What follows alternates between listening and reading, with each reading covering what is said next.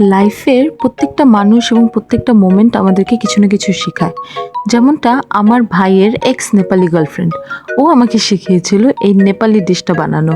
It's called আলু চকনি।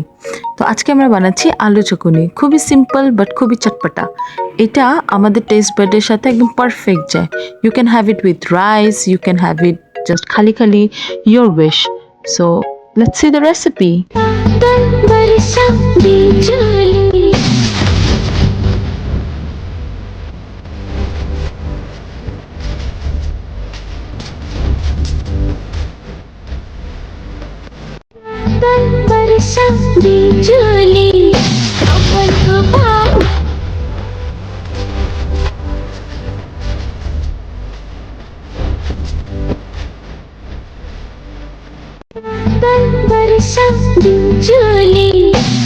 আপনারাও সবাই এটা বাসায় ট্রাই করবেন এবং আমাকে জানাবেন যে how do you guys like it.